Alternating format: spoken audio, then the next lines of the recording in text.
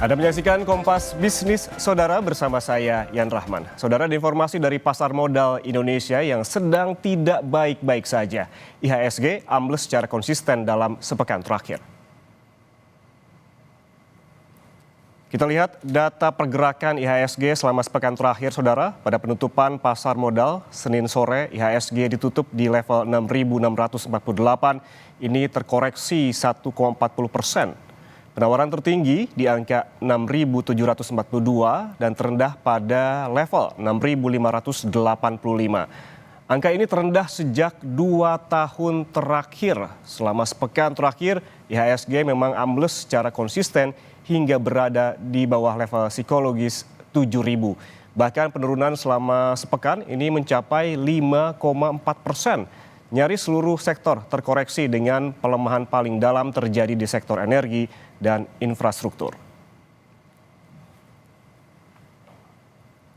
Ambruknya IHSG dalam sepekan terakhir masih didorong tingginya aksi jual asing pada sejumlah emiten blue chip termasuk emiten perbankan.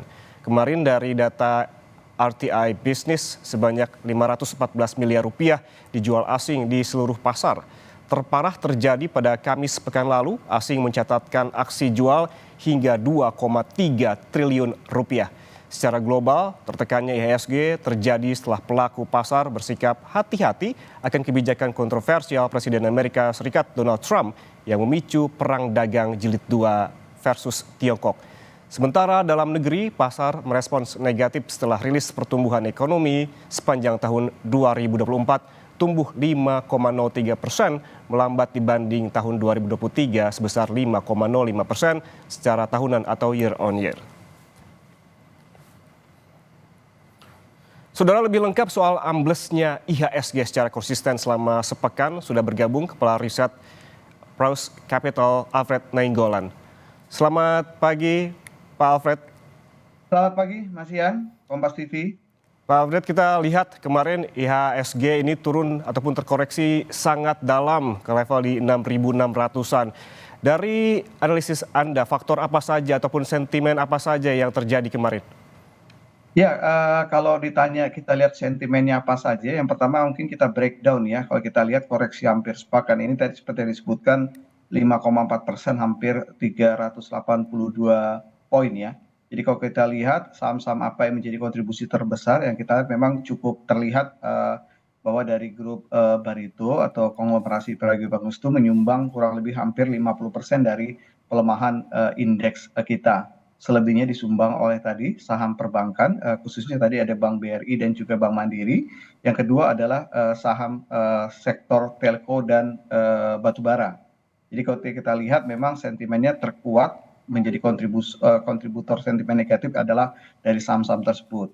Jadi kalau kita lihat memang overall kalau kita dibandingkan dengan beberapa bursa yang lainnya yang bisa dikatakan hampir menguat ya sepanjang sepekan ini, artinya memang kita lebih banyak didominasi oleh sentimen-sentimen negatif. Memang ya masih ada beberapa concern ya dari sentimen-sentimen global, tapi kita melihat bahwa sentimen global lebih mendorong investor untuk lebih pasif saja. Jadi kalau kita lihat sentimen pelemahan, koreksinya memang dari saham-saham tersebut. Dan kalau kita lihat latar belakangnya memang hampir keseluruhan memang didominasi oleh sentimen individual saham-saham tersebut ya. Jadi kalau kita lihat grupnya konglomerasi BRPT atau Barito memang lebih kepada tadi gagalnya masuk indeks MSCI yang memang dirilis di pekan kemarin pengumumannya. Yang kedua kita lihat sentimen-sentimen untuk perbankan, kita lihat memang ada juga sentimen-sentimen individual ya, seperti misalnya Bank Mandiri yang diturunkan peringkatnya dari salah satu sekuritas asing, dan ini juga mendorong aksi jual. Begitu juga untuk beberapa saham-saham yang lainnya lebih kepada sentimen individual. Artinya ini lebih fokus di dalam negeri begitu ya, sentimen negatif yang menyebabkan pergerakan IHSG ini ambles. Tadi disebutkan bahwa ada 2 saham konglomerasi seperti Brand dan juga Cuan yang juga turun cukup dalam ataupun terkoreksi cukup dalam, dan juga ada laporan keuangan dari sektor perbankan yang juga tidak sesuai dengan ekspektasi begitu ya. Kemudian secara domestik ini tidak hanya kemarin begitu penurunan secara konsisten, IHSG ini selama sepekan konsisten ambles. Kita tahu di dalam negeri ada rilis soal BPS ekonomi Indonesia tahun 2024 yang hanya tumbuh 5,03% atau melambat secara tahunan dibandingkan tahun sebelumnya. Ada juga kebijakan pemangkasan anggaran kementerian dan lembaga. Seberapa besar tentunya ini mempengaruhi pergerakan IHSG? Iya, kalau pengaruhnya memang kita lihat sudah mulai dibaca oleh pasar, sudah mulai price in itu memang di awal tahun ya. Kita memang melihat angka pertumbuhan ekonomi kita di kuartal keempat, bisa dibilang kuartal keempat itu adalah momentum pemilihan umum ya, Pilpres. Jadi kalau kita lihat ternyata dampaknya juga tidak terlalu cukup signifikan. Kita lihat bahwa angka kuartal keempat pertumbuhan ekonomi kita juga bisa dibilang tidak cukup menggembirakan, walaupun memang masih di atas 5%.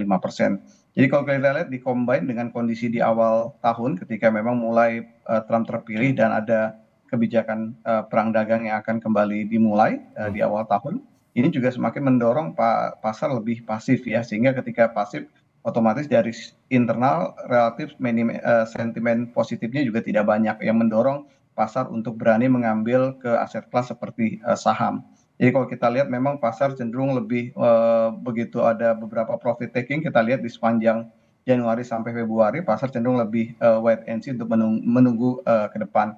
Apalagi kita lihat memang dari sisi domestik sendiri kita memang melihat bahwa investor masih disuguhkan dengan tadi bicara masalah defisit anggaran kita yang cukup besar di 2025, efisiensi yang cukup besar yang juga diperkirakan juga kemungkinan bisa mengganggu tadi pertumbuhan ekonomi dan perjalanannya pemerintahan. Dan kalau kita lihat juga program yang cukup fenomenal seperti makan gizi gratis juga masih ditunggu seberapa besar dampaknya terhadap pertumbuhan ekonomi karena bicara masalah konsumsi ya yang memang menjadi segmen terbesar dalam penyumbang pertumbuhan ekonomi kita. Kalau kita lihat porsi dari sentimen yang terjadi di dalam negeri memang lebih besar dibandingkan secara global. Namun tidak dapat dipungkiri juga Pak Alfred bahwa secara global ini mempengaruhi IHSG. Ini kalau kita melihat perang dagang antara Amerika Serikat dan juga Tiongkok, seberapa besar ini membuat IHSG tertekan bahkan di bawah angka 7.000, angka psikologis begitu. Kita ketahui bahwa pekan kemarin IHSG dan juga rupiah sempat rebound ketika Trump memutuskan untuk menunda tarif baru di Meksiko dan juga Kanada. Namun ini tidak berlangsung lama. Analisis Anda seperti apa? Ya, kalau kita lihat dari pekan kemarin sebenarnya bicara masalah topik perang dagang sudah mulai mereda ya dampaknya terhadap pasar saham. Kita juga lihat di beberapa bursa global tadi seperti saya sampaikan di awal bahwa pekan kemarin bursa global hampir bisa dikatakan mengalami rebound atau penguatan. Artinya memang tadi eskalasi atau dampak terhadap isu perang dagang atau tema perang dagang sudah mulai berkurang. Tapi kalau kita lihat memang dari sisi Indonesia sendiri kita memang dampaknya memang meskipun tadi mulai mereda tapi kalau kita lihat dari sisi nilai tukar kita akui bahwa negara kita rupiah kita memang tertekan tidak hanya dari sisi mata uang US dollar saja tapi dari Eropa dan juga Asia juga kita bisa dibilang mengalami tekanan juga terhadap nilai tukar kita. Jadi kalau kita lihat memang dampaknya memang dari sana ya kalau kita melihat sentimen makro terhadap IHSG. Jadi untuk ke depannya kita memang melihat bahwa sepertinya sentimennya juga masih minim sentimen positif. Memang Oke. iya ada musim laporan keuangan, ada musim pembagian dividen, tapi kita juga lihat dampaknya juga mungkin tidak akan terlalu besar. Besar kemungkinan IHSG akan lebih kepada konsolidasi dan berat untuk rebound. Mungkin kalau hari ini kita lihat mungkin akan mengalami rebound ya, tapi lebih kepada technical rebound saja. Jadi artinya bersifat short term, hanya pembalikan arah. Artinya untuk koreksi ke depan masih akan melihat kondisi eskalasi perang dagang yang sepertinya juga masih sulit untuk terselesaikan dalam jangka pendek. Ya, rebound tentunya sangat diharapkan oleh investor ya, terutama hari ini begitu kita melihat hari kemarin yang koreksinya cukup dalam. Proyeksi Anda Pak Alfred, kita melihat dinamikanya begitu banyak di dalam negeri dan juga secara global. Proyeksi Anda selama paling tidak satu semester ini seperti apa di IHSG dan sektor apa saja yang perlu diantisipasi oleh retail? Ya, mungkin untuk yang perlu diantisipasi dari sektor-sektor seperti sektor energi, sektor infra, dan juga sektor telekomunikasi. Kalau untuk melihat sektor-sektor yang cenderung defensif dan juga masih kuat dalam semester ini, kita lihat seperti saham-saham seperti saham berbasis komoditi dan juga consumer good. Jadi kita melihat ya saham-saham itu yang sektor-sektor di saham itu yang relatif masih cukup baik ya. Tadi seperti mining dan juga consumer good. Kalau untuk indeks sendiri kita memang melihat kemungkinan besar masih sulit untuk menembus all time high-nya, justru cenderung indeks akan mengalami konsolidasi di level 6.400 sampai 6.800 dalam short term ini. Tapi untuk semester di akhir semester pertama kita perkirakan mungkin di situ akan mulai recovery, sehingga kita perkirakan semester pertama indeks mungkin akan mulai bisa kembali mendekati level 7.000. Baik, harapan kita bersama semakin cepat lebih baik begitu ya, di mana indeks harga saham gabungan bisa mencapai melebihi angka psikologis 7.000, dan tadi juga seperti Pak Alfred bilang ada beberapa sektor yang memang perlu diantisipasi oleh retail, seperti juga tadi ada consumer goods dan juga mining. Terima kasih Kepala Riset Praus Capital Alfred Nainggolan telah bergabung bersama kami di Kompas Bisnis. Sehat selalu. Terima kasih.